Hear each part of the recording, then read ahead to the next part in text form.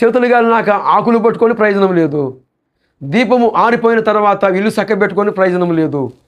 ఎందుకంటే నువ్వెవరిని ఆశ్రయించావో ఆ వ్యక్తులే ఆ కడప కప్ప, మణికంఠ, మరి అరడజను లేదా డజను మంది స్త్రీలను పాడు చేసిన వాడు ఎవరు? వీకియారు, విజయ్ కుమారు. వీరు లోపాలు కలిగిన వారు. వీరికి వాక్యాలు తెలియదు. వీరు సంఘాలు కట్టిన వాళ్ళు కాదు. సేవకుని సిద్ధం చేసిన వారు కాదు. సేవకులను సిద్ధం చేస్తే సంఘాలు గట్టి ఉంటే ఆ సంఘములో వస్తే ఆ పరిస్థితులను ఎలా ఎదుర్కోవాలో వారికి సలహా చేయటము తెలిసిద్ది. కానీ ఆ విధానం వారికి తెలియదు కనుక, లోపాలు ఉన్నారు కనుక, ఆ లోపాలు కలిగి ఉన్న వారి దగ్గరికి నువ్వు వెళ్ళావు కనుక నీ జీవితము ఈ రోజున రోడ్డు పాలైంది. సోదరి మహిమ కుమారి, మేము చింతిస్తున్నాం. ఇప్పుడైనా నీ దగ్గర ఎవిడెన్స్ ఉంటే, ప్రూఫ్లు ఉంటే హైకోర్టును ఆశ్రయించు.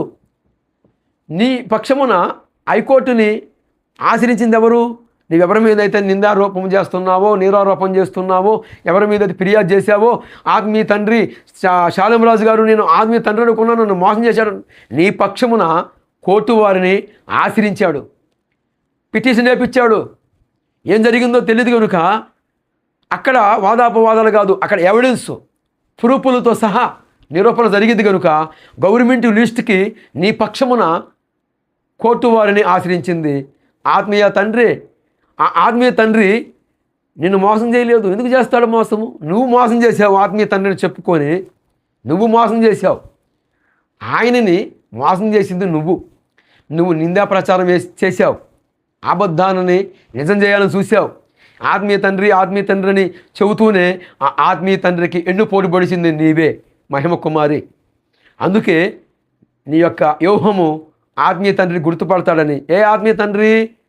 శాలేంరాజు గారు. ఆయన నీ వ్యూహాన్ని గుర్తుపడతాడని నువ్వు మత్సరముల్లో, లోపాల్లో కలిగిన వారి దగ్గరికి వెళ్ళావు. వారి జీవితాలు ఎటు పాడైపోయాయి. నీ జీవితాన్ని కూడా వాళ్ళు రోడ్డు పాడు చేసింది వాళ్ళేనని నీకు నేను కన్నువిప్పు కలిగించాలనే ఈ మాటలు మాట్లాడాను. ఇక్కడైనా మించిపోయింది లేదు. నీకు బాప్తిసం ఇచ్చి నీకు ఆ పేరు పెట్టి ఆ వ్యక్తి కూడా, ఆ తండ్రి ఎవరు? నీకు బాప్తిసం ఇచ్చిన ఆయన కూడా నీకు ఏం చేశాడు? నీ గురించి సాక్ష్యం ఏమిస్తున్నాడు? మహిమ కుమారి అనే ఆమె ఆ రూములో ఉంటే నేను ఆమెను బయటికి పంపించేస్తాను. ఎందుకు? నీ నుంచి నీ ఆత్మీయ తండ్రి అంత సాక్ష్యం ఇచ్చాడు కదా.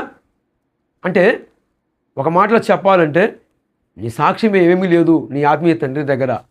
1000 మంది స్త్రీలు ఉన్నా నేను మాట్లాడగలుగుతాను అని మహిమ కుమారి అనే ఆమె వస్తే నేను మాట్లాడలేను, రూము నుంచి బయటికి పంపించేస్తాను అని ప్రస్తావించాడు అంటే నీ సాక్ష్యము అప్పుడే అర్థమవుతుంది.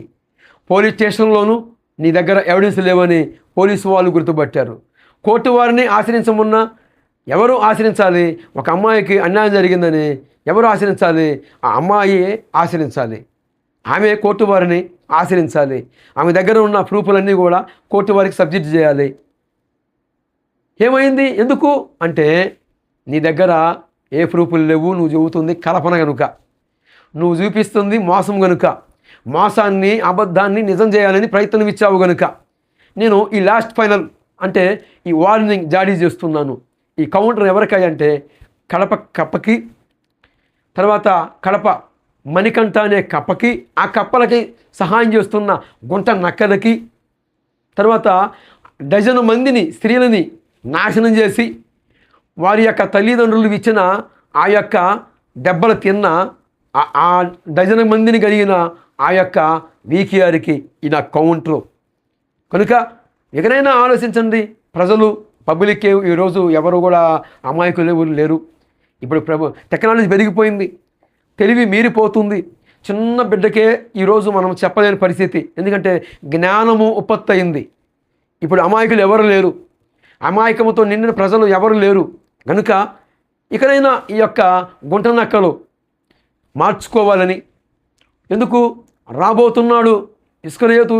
ఆ యోధ దేవుణ్ణి ఎలాగైతే అమ్మివేశాడో ఈమె జీవితాన్ని కూడా ఆఖరికి ఒక స్త్రీ జీవితాన్ని కూడా అడ్డం పెట్టుకొని ఇస్కరియోతు యోధ యేసు ప్రభు వారిని ఎలాగైతే అమ్మి వేసుకున్నాడో అలాగనే ఈ మహిమ కుమారి యొక్క జీవితాన్ని కూడా వీరు అడ్డం పెట్టుకొని సంపాదన లేటెస్ట్గా అడుక్కోవడం మొదలుపెట్టారు.